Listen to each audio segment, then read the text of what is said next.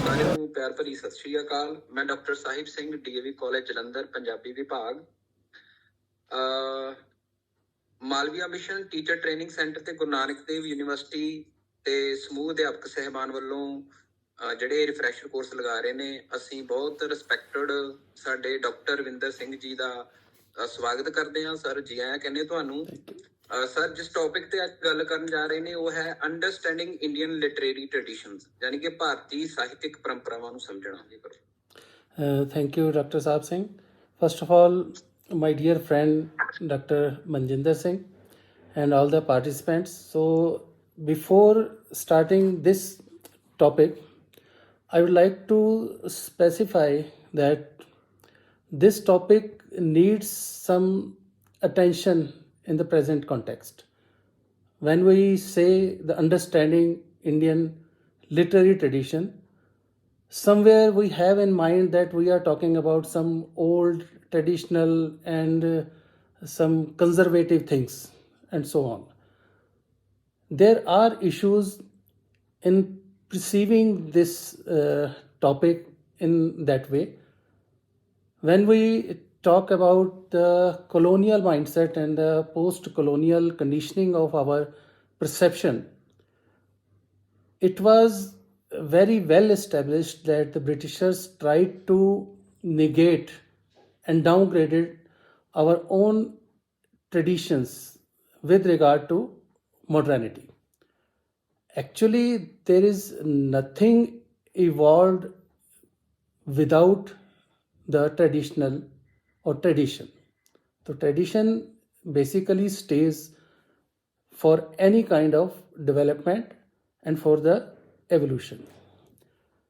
So the present modern or modernism or postmodernism, these concepts basically belongs to the Western society, and our own evolution has given us from ancient to medieval and the present time. There are, if you look at the readership of our own text, for the sake, if I say in Punjabi, how much readability do we have of our own modern novel, short stories, poetry, and other genres like Vartak or essays? If you go beyond the readability and readership, you will find that the most readable texts are our own medieval texts. General public, without, if you consider the readability or readership in the terms of their interest, their belongingness to the literature, so our own Gurbani and other genres related to our traditional values and society, they are most readable. If you take a one best novel produced in Punjabi, its total readability of last 50 to 60 years cannot be compared with a single day redemption or reading of Japji Sahib, Anand Sahib, ya Sukhmani Sahib or other texts. You cannot discount these medieval texts from the readership. There are certain points related to and their own construction of society and their relation to the literature. So, is a issue ਨੂੰ ਜੇ ਅਸੀਂ ਹੋਰ ਅੱਗੇ या और आगे लेके जाएं तो सबसे पहले हम देखेंगे कि जो हमारी परसेप्शन है लिटरेचर और साहित्य में, इन दोनों में एक डिफरेंस है। मैं अपनी बात क्योंकि यहीं से शुरू करना चाहूँगा कि लिटरेचर और साहित्य में एक बहुत बड़ा इसमें फ़र्क है। लिटरेचर अगर इसकी परिभाषा या इसको हम डिफाइन करें तो word literature has been taken from the sense of Sanskrit term sahitya. We consider it equal to Sahitya, which is not, which is a little different on its etymology. So, etymologically, the term literature is derived from the Latin term literatura, which means learning, writing, grammar, and originally it was writing formed with letters. So, there is basically no mention of society and its purpose of writing. Like Encyclopedia Britannica classifies literature as the best expression of the best thought reduced to writing. Basically, they improved this definition. If you look at the Indian term Sahitya and its definition, it's like Sahitya is not confined merely to the expression of thoughts, but is more related to the quality of thoughts and its concerns with the human life. Etymologically, Sahitya is an abstractive of Sahit, that means together with or inclusive. It has more inbuilt quality of thoughts with concern and connectedness to well-being. The concern of literature as Sahitya is located in the well-being of society and human beings as whole. अपनी बात आगे बढ़ाने से पहले मैं एक और चीज़ जो आपके साथ शेयर करना चाहता हूँ ये है कि हम अपने साहित्य को कहाँ लोकेट करते हैं. साहित्य का जो हमारा प्रयोजन है, जो हमारा अपना भारतीय काव्यशास्त्र है, उसमें सबसे जो मूलभूत उसका एक फैक्टर है वो है इसका प्रयोजन. बिना प्रयोजन के हमारा कोई साहित्य नहीं है. हमारे साहित्य की यात्रा जो है वो वैदिक ट्रेडिशन से ही शुरू हो जाती है. जितना भी ज्ञान वैदिक ट्रेडिशन में शुरुआत होती है उसकी राइटिंग, उसका एक्सप्रेशन वो प्योरली साहित्य की फॉर्म में है, लिटरेरी फॉर्म में है. उसके बाद भी जो हमें ट्रेडिशन मिलती है वो सारा कुछ हमें साहित्य के रूप में ही प्राप्त होता है. उससे बाहर जो है हमें जो कुछ भी नहीं मिलता. So it's important to ascertain how we perceive and respond to our social system or social order and its relationship with human beings. So west और ईस्ट जो आइडियोलॉजीज़ हैं इनकी जो कंपैरेटिव मैं थोड़ा सा बाद में करूँगा, लेकिन उससे पहले मैं चाहूँगा कि जो हमारी अपनी ट्रेडिशन है उसको एक तरह से डिफ़ाइन किया जाए कि साहित्य का सोसाइटी के साथ किस तरह का रिलेशन है. हम अपने टेक्स्ट में जो हमारी टेक्स्ट बुक है उसमें अगर आलोचना के जितने भी सिद्धांत हम पढ़ते हैं उसमें एक टॉपिक ज़रूर रहता है कि साहित्य और समाज का आपस में क्या संबंध है, जिसमें साहित्य जो है वो समाज का प्रतिबिंब है, उसका मिरर है. इस तरह की हम बात करते हैं, लेकिन कोर आइडिया तो इसमें यह है कि समाज क्या है, समाज की कंस्ट्रक्शन क्या है, उस कंस्ट्रक्शन के पीछे कौन से रूल्स हैं जो समाज को चला रहे हैं और साहित्य उनके साथ किस तरह इंटरेक्ट कर रहा है, उसमें से क्या चीज़ जो है वो बाहर निकलती है. So basically I think the sahitya is very much imbibed in this idea of inclusiveness of social order.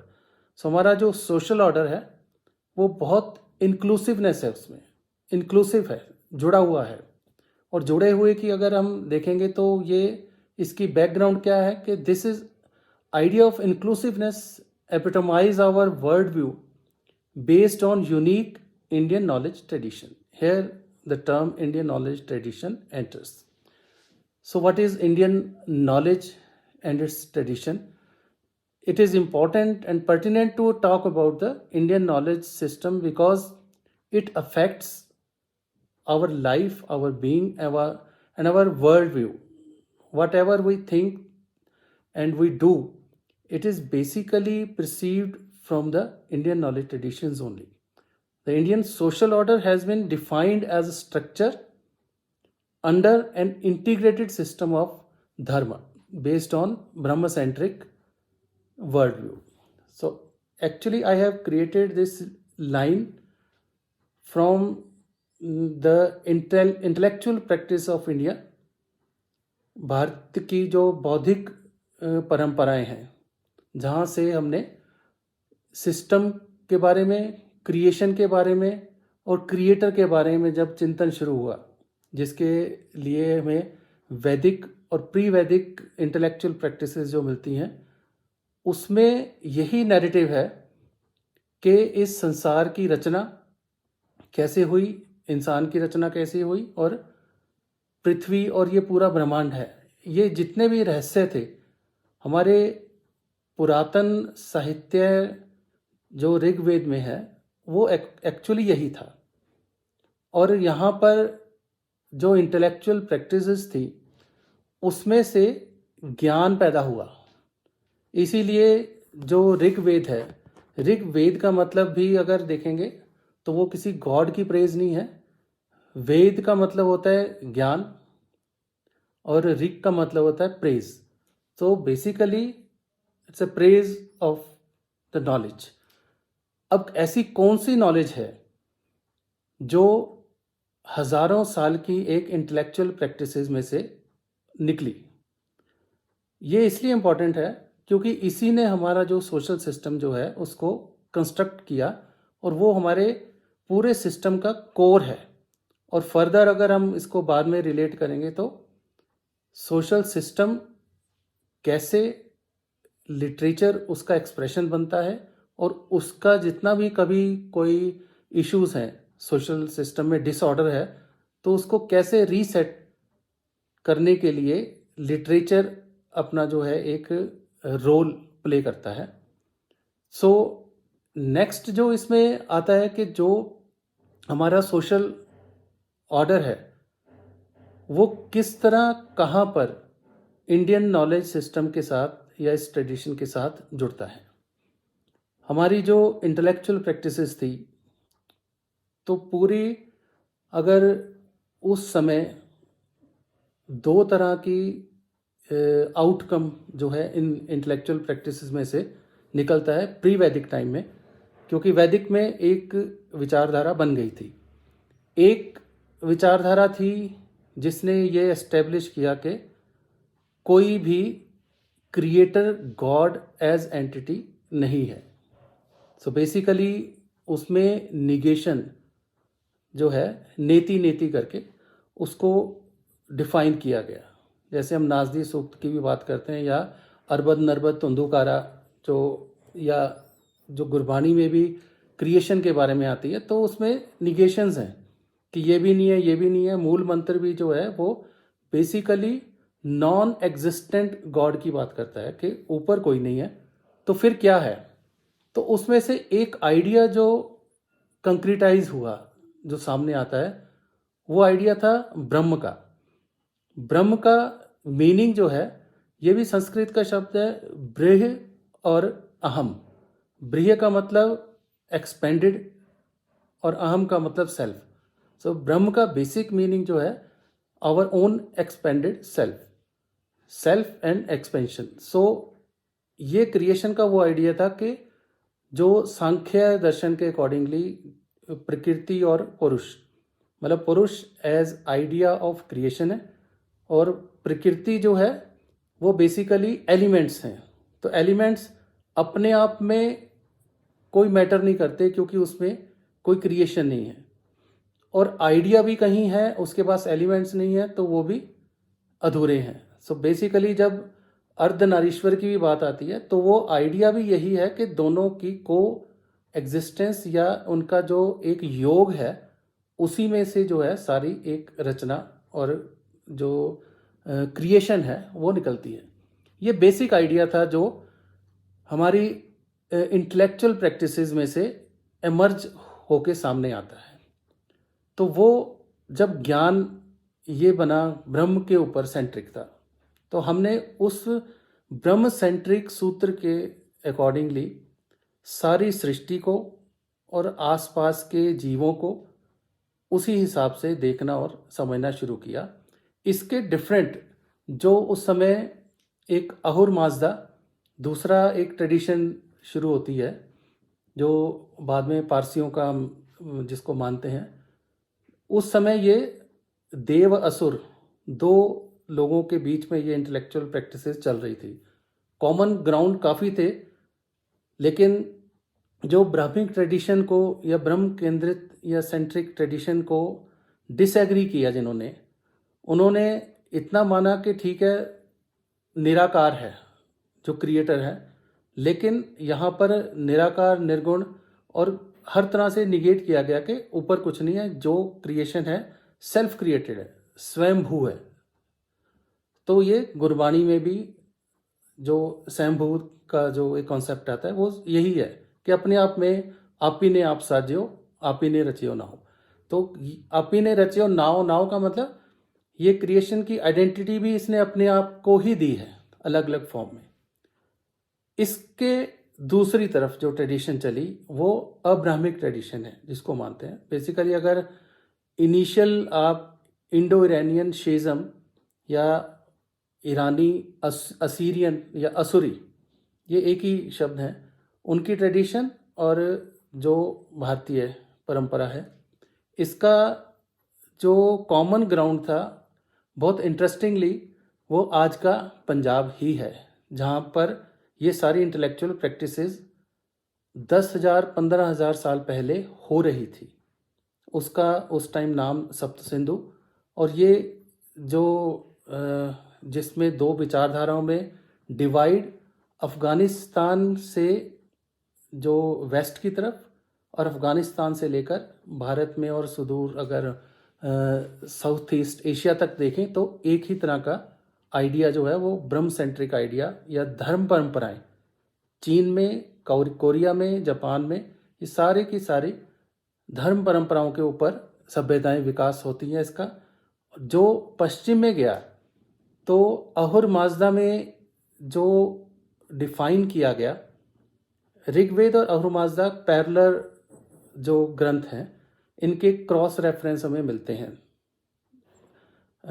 Rigveda में अहुर माजदा के जो ऋषि हैं उनके, और जो जेंड अवेस्ता है उसमें हमें इंडियन टेक्स्ट जो हैं, वैदिक ऋषि हैं, उन सभी की कई घटनाएं और उनके नाम हमें मिलते हैं, और कहाँ पर उनका डिफरेंस क्रिएट होता है ये भी मिलता है। तो बेसिकली उन्होंने क्रिएटर के बारे में कहा कि जो क्रिएटर है वो निराकार तो है लेकिन इनविजिबल है। अब इनविजिबल होना, वहाँ पर एक गुंजाइश रह जाती है कि अगर इनविजिबल है इट मीन्स कि हमें नहीं दिखाई दे रहा, लेकिन उसकी एग्जिस्टेंस कहीं पर है। तो उस ट्रेडिशन में जो एक सोसाइटी या एक सोशल ऑर्डर या एक सिविलाइजेशन डेवलप होती है, उसके पीछे प्रॉफिटिज्म आ जाता है, क्योंकि कुछ क्लेम हुए कि जिन्होंने ये कहा कि हमने जो है क्रिएटर को, जिसको वो गॉड, अल्लाह या यावे, जिस भी फॉर्म में उन्होंने डिफाइन किया, कि हमने उनको सुना, देखा नहीं लेकिन उनको सुना। तो उस सुनने से जो कमांडमेंट्स उनके पास आई, उन कमांडमेंट्स का जो एक पर्पस था, प्रयोजन था, वो सोशल ऑर्डर क्रिएट करने का था। सो वहाँ पर सोशल ऑर्डर जो है वो डिवाइन कमांडमेंट्स के साथ चलता है। तो उनके जो मोरालिटीज़ और एथिक्स हैं वो एक्चुअली सोशली क्रिएटेड ना होकर वो डिवाइनली क्रिएटेड कहते हैं उसको। लेकिन भारत में जो भारत की जो अपनी नॉलेज ट्रेडिशन जो डेवलप हुई, उसमें जितना भी मोरालिटीज़ या एथिक्स या जितना भी हमारा सोशल ऑर्डर क्रिएट हुआ, उसके पीछे इंटेलेक्चुअल प्रैक्टिसेस थी। और उसका जो आइडिया था ब्रह्म वाला, ब्रह्म ने वो आइडिया ऑफ क्रिएशन है, सिर्फ अपने आप में कोई एंटिटी नहीं थी। सो आइडिया ऑफ क्रिएशन को डिफाइन करना, तो उसके बाद सृष्टि को डिफाइन किया गया। हमारे जो वैदिक टेक्स्ट हैं, लिटरेचर है, उसमें इसको डिफाइन किया कि ब्रह्म, जीव और जगत, ये 3 लेवल हैं। सो ब्रह्म ने ही सारा कुछ क्रिएट किया है, एक जीव क्रिएट किए हैं जिसको अगर हम स्टडी करें तो वो एंथ्रोपोलॉजी है, और जगत जो है वो बेसिकली सोशियोलॉजी है, और ये पूरा का पूरा जो एक कॉस्मोलॉजी है। और जीव और जगत के बीच जो आपस में रिलेशनशिप है उसी को हम संसार कहते हैं, द वर्ल्ड। अब जीव और जगत का रिलेशन कैसा है, वो ब्रह्म सेंट्रिक है। ब्रह्म सेंट्रिक इसलिए क्योंकि जितने जीव हैं उनकी परसेप्शन कैसी होनी चाहिए, उनका नज़रिया क्या होना चाहिए, वो नज़रिया ये कि जो मुझ में है या जिस चीज़ से मैं बना हूँ वैसे ही दूसरे जीव बने हैं। सो ये जो एकात्मता है, ये हर एक जीव में, हर एक निर्जीव में भी, पत्थर में भी, हर चीज़ में वो उन एलिमेंट्स की जो एक तन्मयता है, एकात्मता है, उसकी बात करते हैं। शुरू में जो मैंने कहा कि सांख्य के अकॉर्डिंगली जब हम प्रकृति की बात करते हैं तो जो 5 तत्व हैं जिनसे ये पूरी शरीर, बॉडी बनती है, तो वो एलिमेंट्स जब से पृथ्वी बनी है एक ही हैं, सब में वही रिसाइकिल होते हैं। अगर आज वो एलिमेंट्स किसी एक में है तो कल दूसरे में हो सकते हैं रिसाइकिल। सो इसलिए ये वाला जो एक जोड़ने वाला तत्व है उसको ब्रह्म तत्व कहा। अगर आप इस दृष्टि से पूरी संसार को और सभ्यता को देखते हैं तो इसमें से जो सोशल ऑर्डर निकलेगा वो इंक्लूसिवनेस का होगा, उसमें वैर विरोध, अदरनेस नहीं होगी। जैसे अब्राहमिक में, वेस्ट में, अगर गॉड या अल्लाह ने एक अदर क्रिएट किया, ह्यूमैनिटी क्रिएट की, तो ह्यूमैनिटी में भी जो एक प्रोपेगेशन है उनका जो आइडिया है उसमें अदरनेस का आइडिया है। सो भारतीय नॉलेज, भारतीय ज्ञान परंपरा में अदरनेस को हमेशा जो है वो अवॉइड करने की कोशिश करती है। ओरिजिनल फॉर्म में जो सोशल स्ट्रक्चर जो है उसमें अदरनेस का, दूसरे का, कोई और, उसका कोई भी यहाँ पर हमारा विचार नहीं करता। हम सब में अपने आप को देखते हैं और अपने आप को सब में देखते हैं। तो गुरबानी में भी एक अवस्था यहाँ तक है कि पार ब्रह्म भी हम ही हैं। सो एक beyond this body we are actually the Brahm and Par Brahm, the idea of creation, we are also part of that creative or creation. इस नज़र से जब हम पूरे अपने सोशल स्ट्रक्चर को देखते हैं तो उसमें एक दूसरे के साथ सहयोग और एक दूसरे को इंक्लूसिव, अदर ना मानना, एक मानना, ऐसे एक आइडिया, एक पर्सपेक्टिव के साथ जो सोशल ऑर्डर बनता है तो उसकी जो नैतिकता या जो उसका मॉरल कंडक्ट है उसी का नाम धर्म है। तो धर्म यहाँ पर रिलीजन नहीं है।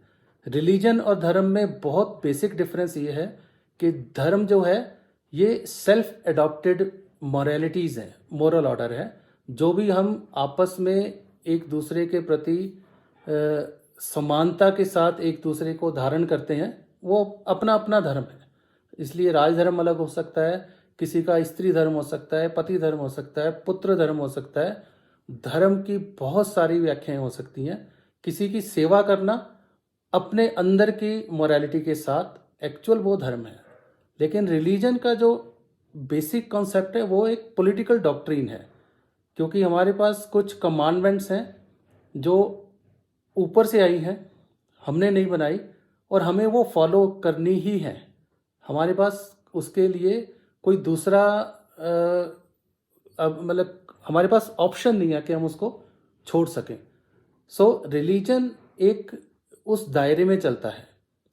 सो धर्म जो है वो कंडक्ट है बेसिकली।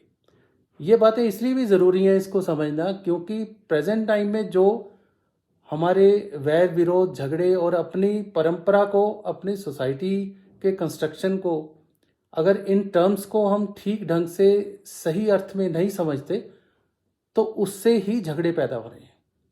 हम वेस्टर्न कंस्ट्रक्शन जो है सोसाइटी की टोटली डिफरेंट थी, उनकी अपनी है, ये नहीं है कि उसके साथ विरोधता वाली बात है, हम विरोधता की बात नहीं करते। बेशक वेस्ट हमें अनपढ़ गंवार ट्रेडिशनल या पुराना समझ के हमें शिक्षित करने के लिए यहाँ पर अटैक करता रहा कि इनको कुछ नहीं आता, तो इनको जो है रिलीजन के उसमें दायरे में लेके आना है। वो हुआ भी, अगर हम देखेंगे तो कैसे मॉडर्निज्म के साथ हम उस रिलीजन वाले पैटर्न में हमने अपने धर्म की परंपराओं को स्थापित कर लिया, तो उससे बहुत प्रॉब्लम भी खड़ी होती हैं। इंडियन जो नॉलेज ट्रेडिशन है वो बेसिकली एक इंक्लूसिवनेस के आइडिया से, जिसको हम ब्रह्म सेंट्रिक कहते हैं, इंक्लूसिवनेस कि सब कुछ एक ही है, एकात्म भाव है, और उसमें से आगे जो एक धर्म कंडक्ट का जो हमारा रूल्स हमने क्रिएट किए, और वो कोई फिक्स्ड रूल नहीं थे। जहाँ पर हमें ठीक लगता है, जहाँ पर धर्म की जैसे हर एक युग में आती है बात कि उसको दोबारा उसका पुनर्स्थापना करनी, हमारी गुरबाणी में भी गुरुओं ने भी, और धर्म की अधोगति या उसका डिक्लाइन वो आता है, तो उसकी प्रैक्टिस में जहाँ पे डिक्लाइन आता है। धर्म अपने आप में ना बुरा है, ना वो बेस्ट सोशल कंडक्ट है, लेकिन उसकी प्रैक्टिसेस में जहाँ पर विकार आते हैं, जहाँ पर उसमें डिक्लाइन आता है, तो उसको दोबारा धर्म के अकॉर्डिंगली रीसेट किया जाता है, जो संस्थापना। गीता में भी वही है, क्योंकि महाभारत रामायण उनका एक्चुअल जो यूनाइटिंग फैक्टर है उस लिटरेचर का जोड़ने का, अलग अलग नैरेटिव्स, बहुत सारे नैरेटिव हैं, लेकिन ओवर आर्काइंग नैरेटिव जो है उसका वो धर्म सेंट्रिक है। क्यों कुरुक्षेत्र में युद्ध में जब लड़ाई खत्म करने की दिशा में जब कृष्ण भागवत गीता का संदेश देता है, तो उसमें अर्जुन रिप्रेजेंट करता है उससे पहले की जो मर्यादाएं हैं, कंडक्ट हैं, जो राम के समय पर चली आ रही। रामायण में हम कई बार क्वेश्चन करते हैं कि रामायण में राम ने सीता के साथ जो है वो किस तरह भेदभाव किया, उसको जो है हम एक जेंडर पर्सपेक्टिव से देखते हैं या फेमिनिस्ट पर्सपेक्टिव से देखें कि उसके साथ जो है बुरा बर्ताव हुआ। लेकिन रामायण जो है उसकी रीडिंग अगर करेंगे तो उसका फोकस था राजधर्म के ऊपर। आप दूसरे तरीके से देखेंगे तो उसको कई चीज़ें दिखेंगी जो ठीक ना लगें, सोशली भी ना लगें, लेकिन वहाँ पर राजधर्म की बात थी, तो राम एक राजा के तौर पे उस राजधर्म को पूरा कर रहा था, तो उसमें वो पूरा आता है। लेकिन वहाँ पर जो चीज़ें हाईलाइट हुई कि कैसे सोशल सिस्टम में डिग्रेडेशन आ रही है, तो उन सारी चीज़ों को, उन सारी अव्यवस्थाओं को अर्जुन के थ्रू क्वेश्चन किया गया, चाहे वो रिलेशनशिप थी, चाहे कंडक्ट की बात थी। तो कृष्ण के रूप में उस टाइम ये जो नई आइडियोलॉजी आई धर्म की पुनर्स्थापना के लिए कि जो खराब हुआ उसको दोबारा ठीक किया जाए, तो धर्म सेंट्रिक ही महाभारत का एक नैरेटिव बनता है। और इसमें कृष्ण को मर्यादा भंजक कहा गया क्योंकि उसने पुरानी सारी मर्यादाओं को तोड़ने की बात की। सो बेसिकली देखा जाए तो करेक्शन सोसाइटी के हाथ में है, और उसमें जितना भी है रोल वो एक साहित्य का है, लिटरेचर का है। लिटरेचर का जो एक प्रयोजन है वो पूरी सोसाइटी को एक इंक्लूसिव आइडिया के साथ जोड़ने का है, और धर्म उसमें जो है in pure form, not as religion और किसी खास उसको, वो अल्टीमेटली जो ब्रह्म सेंट्रिक है, सब में एकात्म देखता है, उसमें उसको रीसेट करने की जो बात महाभारत के टेक्स्ट में भी आती है। तो इसी दिशा में अगर हम आगे भी देखते हैं फर्दर जो है, तो एक और चीज़ इसमें आती है कि रोल ऑफ कॉन्शियसनेस क्या है, जो हमारे लिटरेचर को या हमारे पर्सपेक्टिव को क्रिएट करता है, वो हमारी कॉन्शियसनेस होती है। जो लिटरेचर है ये हमारे एक कॉन्शियस या अनकॉन्शियस माइंड के साथ भी जुड़ा हुआ है। अब अनकॉन्शियस क्या है? Unconscious mind is a state when conscious observations and experiences get settled in the mind to influence our acts later, जिसको हम कहते हैं मन, चित्त, बुद्ध। मन, बुद्ध, चित्त, मतलब मन जो है एक ऐसा हमारे स्पेस है अंदर, जो जिसको हम ड्राइव कहते हैं, हार्ड ड्राइव कह लीजिए। तो उसमें जो बाहर से जितनी भी बातें हमारे अंदर आ रही हैं उसको ले रहे हैं, उसमें से एक विजडम निकलती है, तो वो रहती है, जिसमें से क्रिएशन होती है। So consciousness is also constructed through the experience of human life in a particular time and space. क्यों consciousness particular time and space में कंस्ट्रक्ट हुई? अगर हिंदी में कहें तो चेतना का विकास जो है वो हमारा कोई डिवाइनली नहीं है, वो भी टाइम और स्पेस के साथ कंस्ट्रक्ट होता है। हमारा जो अनकॉन्शियस है, अवचेतन है, और चेतना जो है वो कहाँ से अपनी इंसाइट्स लेती है, कहाँ से उसका एक परसेप्शन बनती है, वो हमारी जो सिविलाइजेशनल हमारी आइडेंटिटी है, इंडिक सिविलाइजेशन, जिसमें से हमने अपनी नॉलेज ट्रेडिशन की बात की, कैसे हम अपने आप को रिजॉल्व करते हैं, उस सारी ट्रेडिशन में से ही जो हमारा अनकॉन्शियस माइंड बनता है। कंपैरिजन वेस्ट का देख लीजिए, उनके माइंड में क्योंकि ब्रह्म सेंट्रिक आइडिया नहीं है, जो प्रॉपर अब्राहमिक रिलीजन्स को फॉलो करते हैं, उनका अगर एग्जांपल है, क्योंकि बहुत लोग ऐसे भी होते हैं कि जो किसी को नहीं मानते, ज़रूरी नहीं है कि मानना हो, लेकिन एग्जिस्टेंस की खोज करना, उसके बारे में बात करना, ये सबका काम नहीं है, कोई कोई करता है, और सब इसको रिजॉल्व करने का किसी का पर्पस भी नहीं होता। So in the Indian context, the geocultural time and space of Indian civilization provided the basic abilities in mind to think, perceive, and act according to the evolution of knowledge. So basically जो मेरी बात करने का idea यही था कि जो हमारा नॉलेज का एवोल्यूशन हुआ वो एक खास जियो कल्चरल स्पेस और टाइम में हुआ। स्पेस जो है वो अगर हम कहें कि अफ़गानिस्तान से लेकर सप्त सिंधु और गंगा और विंध्याचल से ऊपर ऊपर सप्त सिंधु का जो एरिया था, यहाँ पर ये सारी इंटेलेक्चुअल प्रैक्टिसेस हुई, और यही स्पेस जो है बाद में इंडियन सिविलाइजेशन का, जो भारतीय सभ्यता का एक वो पहचान बनती है, जिसको हम वर्तमान समय में पंजाब के रूप में अगर देखेंगे तो यही एक स्थल था जहाँ पर ये सभ्यता का विकास हुआ। और सभ्यता सिर्फ कहीं पर मानव के होने का जो कहीं से प्रूफ मिलते हैं वो काफ़ी नहीं होते। सभ्यता की पहचान वहाँ से होती है जहाँ पर कॉन्शियसनेस पैदा होती है माइंड की, और एक वो जहाँ पर एक स्पीशी ने सोचना शुरू किया और व्यवहार करना शुरू किया, और उसको अपने बुद्धि में, अपने मन में उसको एक तरह से स्टोर भी करना शुरू किया, और उसके अकॉर्डिंगली वो एवोल्यूशन होता है। और एक सभ्यता का दूसरी सभ्यता के साथ भिन्नता वो इस बात पर निर्भर करती है कि उस सभ्यता का जो चेतना अवचेतन, जो उसका मन है, उसकी बुद्धि है, उसका विकास कौन सी विचार और विचारधारा के साथ चला।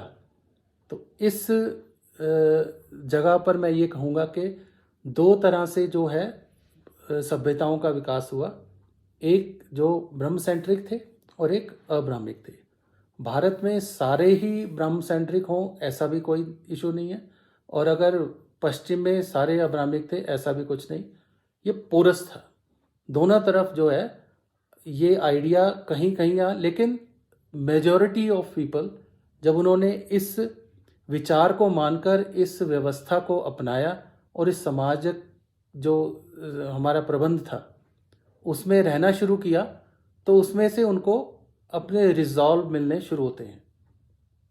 एग्जाम्पल के तौर पे अगर हम रिजॉल्व की बात करते हैं कि समाज में अव्यवस्था आती है, तो उसको मध्यकाल में जो हमारी गुरु शिष्य परंपरा है उसने, क्योंकि लेटेस्ट वो है कि उसने कैसे उस परंपरा ने जो समाज में जितना भी उत्पीड़न हो रहा था या जितने भी एक इल प्रैक्टिसेस चल पड़ी थी उन सभी को उन्होंने देखा, समझा और उसका कोई पॉलिटिकल सॉल्यूशन नहीं ढूंढा, सोसाइटी के अंदर ही ढूंढा, क्योंकि यहाँ पर सोशल मतलब जगत, सोसाइटी के अंदर की एक जो बड़ा डिसिप्लिन है, जो बड़ी व्यवस्था है वो समाज है।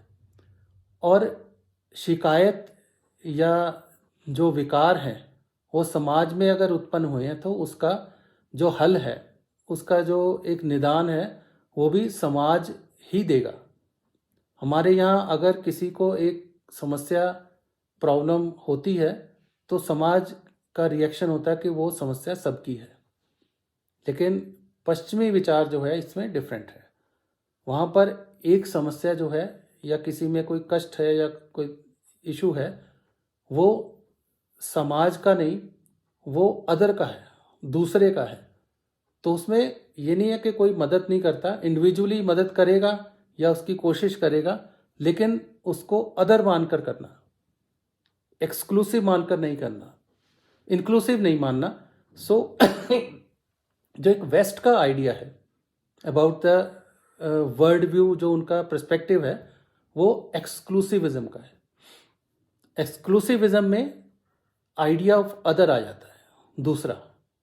अगर वो ह्यूमैनिटी की बात करेंगे या समानता की बात करेंगे, समानता ह्यूमैनिटी वहाँ है जहाँ पर वो एक सिमिलर आइडियोलॉजी के या सिमिलर सामाजिक व्यवस्था जो है उनके सोशल ऑर्डर के होंगे, उसमें उनकी एकता है।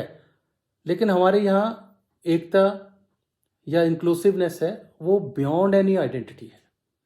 सबसे पहले वहाँ आइडेंटिटी को तोड़ने की बात करते हैं।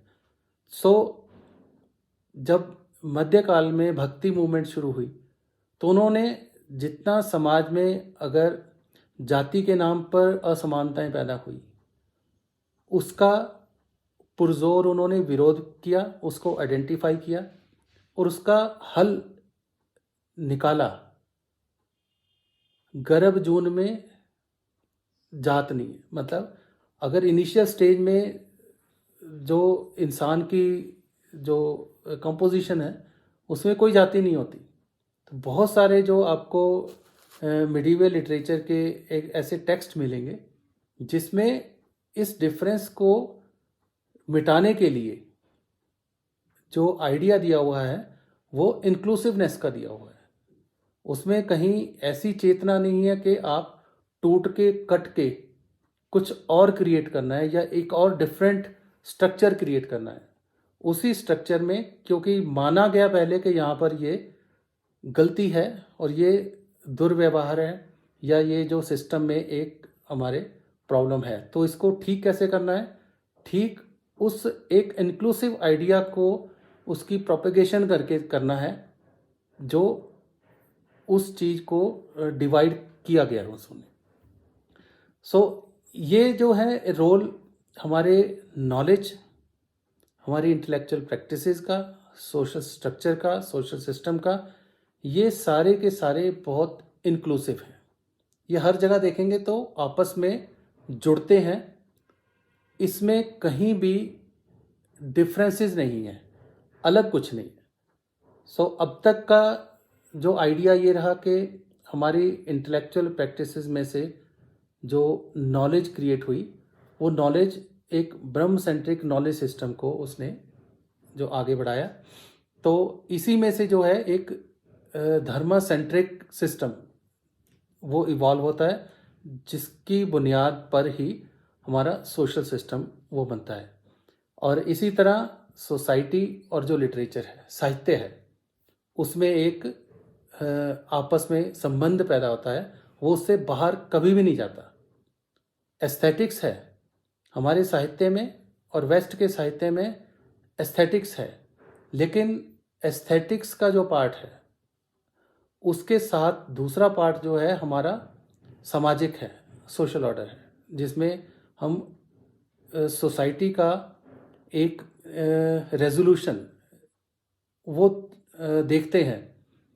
लेकिन वेस्ट में एस्थेटिक्स है, लेकिन उसका जो रेजोल्यूशन है वो पॉलिटिकली देखते हैं। पॉलिटिक्स जो है, क्योंकि वो अदर को क्रिएट कर रही है। सोशल ऑर्डर इंक्लूसिवनेस का आइडिया होता है, जो कि सभी को, अगर भिन्नताएं भी हैं तो भिन्नताओं में से कहीं ना कहीं जो जो चीज़ें जिस स्तर पर अगर कोई जोड़ने वाली यूनिफाइंग आइडिया मिलता है, उसकी आइडेंटिफिकेशन ही एक सोशल ऑर्डर को क्रिएट करती है। वो कंडक्ट हो सकता है, कंडक्ट से बाहर कुछ नहीं हो सकता। लेकिन पॉलिटिक्स जो है, पॉलिटिकल है, ये अदरनेस है, क्योंकि जहाँ पर हम खुद कुछ करने के लिए सहायक नहीं हो पाते, हमारा सिस्टम फेल होता है, तो उसमें से एक राजनीति जो है वो एक डिफरेंट पॉलिटिक्स जो है वो क्लास बन के उसमें और अलग ढंग से उसको देखती है। सो इस तरह हमारा जो अपना पूरा पर्सपेक्टिव है वो धर्मसेंट्रिक है। जो वेस्ट का है वो थियोसेंट्रिक है।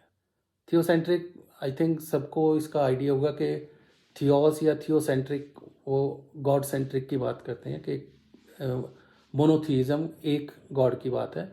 लेकिन उसके अनुवाद के रूप में अगर हम यहाँ पर धर्म की या एक ईश्वरवाद की बात करते हैं, तो वो कॉन्सेप्ट अब देख सकते हैं कि टोटली डिफरेंट है। क्योंकि हमारा जो एक नज़रिया है, पर्सपेक्टिव है, वो नॉलेज बेस्ड है, नॉलेज में से निकला है, जिसमें लॉजिक है, डिबेट्स हैं। और देखिए पूरी ट्रेडिशन में, ऋषियों की पूरी ट्रेडिशन में बहुत सारी जो उसमें डायलॉग हुआ, डिबेट्स हुई, और उसमें से कंक्रीट करके जो निकला अभी तक चल रहा है। ऐसा नहीं है कि बिल्कुल ख़त्म होगी डिबेट्स, वो डिबेट अभी भी चलती हैं, हर चीज़ के लिए चलती हैं। सो इस नज़रिए से जो है वेस्ट और ईस्ट की जो हमारी सोसाइटीज़ हैं, इसमें अंतर है। इस अंतर को मान कर चलेंगे तो हम अपने साहित्य को, लिटरेचर को जो है वो और बेटर वे में हम उसको समझ सकते हैं। क्योंकि जैसा मैंने कहा कि जो थियोसेंट्रिक आइडियोलॉजी क्रिएट हुई ज़ेंड अवेस्ता के टाइम पर, उसी की डेवलपमेंट जो है आज हमारे, उसके बाद जो अब्राहमिक रिलीजन निकले, जुडाइज़म और क्रिश्चियनिटी एंड इस्लाम, उनके भी जो है बेसिकली वो एक पॉलिटिकल डॉक्ट्रिन्स के ऊपर बेस्ड जो उनकी व्यवस्थाएं हैं। इसमें कहीं भी मैं उनका कंपैरिजन जो है, एक का बेटर होना या दूसरे का ठीक होना, इसमें कोई डिबेट या कोई बहस जो है वो नहीं है। सिंपली मैं फैक्ट रख रहा हूँ कि हम अपनी जो लिटरेरी ट्रेडिशन है, जो अपनी सभ्यता है, उसकी हमें अंडरस्टैंडिंग कैसे होनी चाहिए। क्योंकि ये वो बातें हैं कि वेस्ट ने जब हमारे इंडियन सिस्टम के ऊपर बहुत सिस्टमेटिक ढंग से कॉलोनाइज करने के लिए अटैक किया था, तो ये अंडरस्टैंडिंग, ये परसेप्शंस हमारे अपनी सभ्यता के बारे में, अपने नॉलेज के बारे में, उसको कमज़ोर किया गया, उसके ऊपर अटैक करके भुलाने की कोशिश की, जो कि एक बहुत लॉजिकल एक्सप्लेनेशन है सब चीज़ों की, क्रिएशन की। तो उसमें दोबारा हमें उसके एविडेंस ढूंढने, अगर हम हिस्ट्री की बात, उन्होंने कहा कि महाभारत और रामायण में जितने करेक्टर्स हैं ये कभी हिस्ट्री थी ही नहीं। लेकिन अगर देखें तो अगर 8,000 10,000 साल पहले कुछ हुआ और वो कंटिन्यूशन में हमारे लाइफ का, हमारे व्यवहार का, नाम भी, हर चीज़ का, हमारे कंडक्ट में वो पैरेलल्स ढूंढने, अगर वो हमारा पार्ट है तो ये इतिहास है, लिविंग हिस्ट्री है, क्योंकि इसमें कभी रप्चर नहीं आया। हमारे जो एक इस idea of Brahma centric Indian knowledge tradition में कहीं रप्चर नहीं है, कहीं भी ब्रेक नहीं आई। इसमें उतार चढ़ाव ज़रूर आए, लेकिन एमर्ज वही होता है। अगर बुद्धिज़्म के टाइम पर भी बात करें तो बुद्धिज़्म एक इतनी एक हेल्दी डिबेट थी इस पूरी परंपरा के साथ, जो वैदिक ट्रेडिशन था, लेकिन उसमें जो धम्म की बात है, धम्मा, वो ऑर्डर सेम है, वो सब में ही सेम है। चाइना में और जापान में, कोरिया में, जहाँ भी देखेंगे वो एक आइडिया माना हुआ है कि सेम है, जिसमें ये नहीं मानते कि कोई ऊपर क्रिएटर गॉड है। दो ही डिफरेंस इसमें आ जाते हैं। तो इस आइडिया के ऊपर जो धर्म सेंट्रिक सारा सिस्टम क्रिएट होता है, तो ये बेसिक डिफरेंस था वेस्ट और ईस्ट के, जो हम इसको मानते हैं। तो इसमें जो हमारे साहित्य के जो फंडामेंटल कैरेक्टर्स हैं वो कैसे एमर्ज होते हैं, आप इसमें एंशियंट टाइम से लेके मॉडर्न टाइम का जो लिटरेचर, सारा नहीं, मॉडर्न टाइम का वो लिटरेचर जो मिडीवल टाइम की कॉन्टिन्यूटी में चलता है, जिसको हम धार्मिक साहित्य बोलते हैं। धार्मिक साहित्य नॉट एज रिलीजियस टेक्स्ट।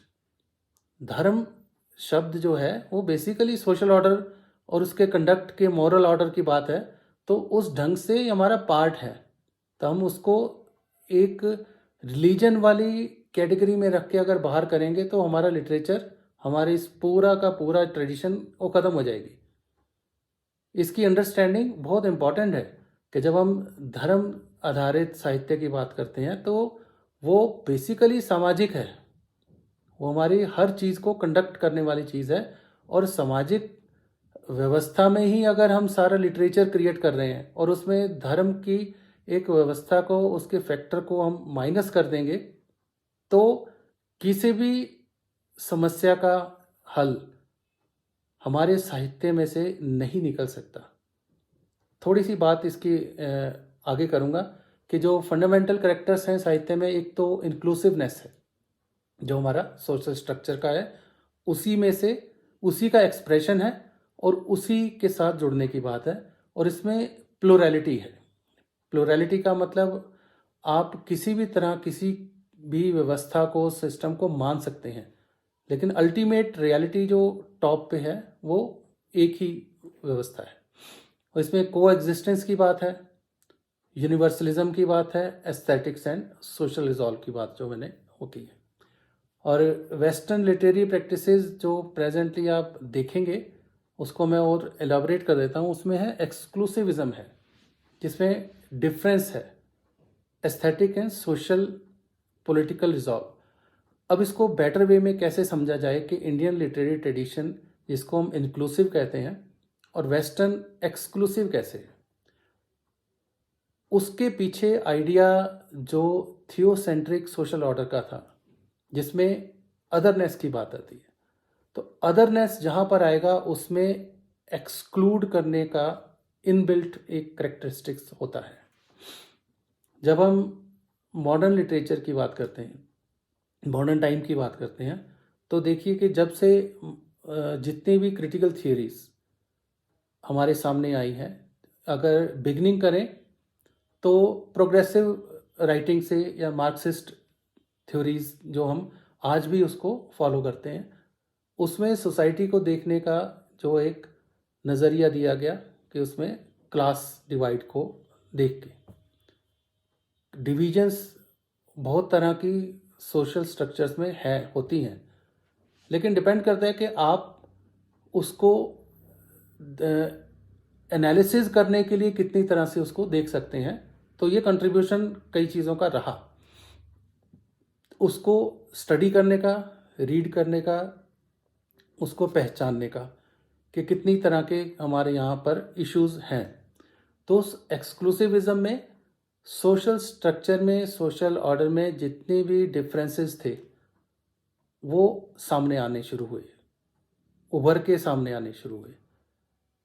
कोई दिक्कत नहीं है इसमें, क्योंकि अगर जिसको हम फेमिनिज्म कहें या सबाल्टर्न एक पूरा डिसिप्लिन क्रिएट होता है, और इवन अगर हम डायस्पोरा लिटरेचर की भी बात करते हैं, feminist, gender studies, queer theories, ये सेक्शंस हो गए। तो वेस्ट ने ये सेक्शंस करके उनकी स्टडी जो एक्चुअली पोस्ट मॉडर्निज्म के अकॉर्डिंगली है, कि जो माइक्रो नैरेटिव्स और मेटा नैरेटिव्स की बात करते हैं, लेकिन उसने अल्टीमेटली उसको रिजॉल्व करने के लिए क्या दिया, उसका सोल्यूशन जो है, क्योंकि हमारा structure, social structure totally different है, वो उसमें से जो इश्यूज हैं उसमें हमें हेल्प मिली कि कहाँ तक सोसाइटी में कितने कितने कैसे कैसे इश्यूज हैं, लेकिन वो उसकी डायरेक्शन जो है वो अभी भी अनरिजॉल्व है, क्योंकि उनका एक एस्थेटिक्स का पार्ट है और दूसरा उनका है सोशियो पॉलिटिकल रिजॉल्व। सोसाइटी में रिजॉल्व की बजाय वो एक पॉलिटिकल रिजॉल्व जो है वो उसकी तरफ उनका जो है एक इंक्लिनेशन रहता है। सो हमारे पास प्रेजेंट टाइम में जितनी भी वेस्टर्न क्रिटिकल थियरीज हैं, वो चाहे साइकोलॉजी से रिलेटेड हो, किसी से भी हो, वो इंडियन लिटरेरी ट्रेडिशन या इंडियन नॉलेज ट्रेडिशन की जो एक इंक्लूसिव करेक्टर, योग की बात करते हैं कि होलिस्टिक की बात करते हैं, वेस्ट भी अब होलिस्टिक वैल्यूज़ की बात करता है, इंक्लूसिवनेस की बात करता है हर चीज़ में, क्योंकि इंडिविजुअलिटी, व्यक्तिवाद, या उसमें से जो एक सेक्टेरियनिज्म निकलता है, वो सारा कुछ जो है उस दिशा में गया। सेपरेटिज्म भी उस दिशा में जाता है। आप हाईलाइट कर सकते हैं, प्रॉब्लम्स बता सकते हैं, दिखा सकते हैं, उसको एनालाइज कर सकते हैं, लेकिन जब तक लिटरेचर या सोसाइटी आपको उसका सल्यूशन नहीं दे सकती तो वो कॉन्फ्लिक्ट्स की तरफ जाता है पूरा आइडिया जो है। सो पूरी जो एक रोल है लिटरेचर का वो इनकन्क्लूसिव हो जाता है वेस्टर्न थ्योरी से और वेस्टर्न पार्ट से।